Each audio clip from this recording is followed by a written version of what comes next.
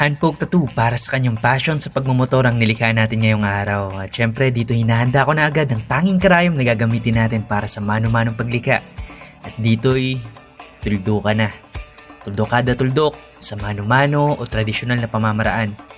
Basic lamang ito sa ating panauhin pagkat itong ating panauhin ay nagpalikha na rin sa atin way back 2022 at ngayon nandito na naman siya. Dito'y naglalapat na tayo ng pula.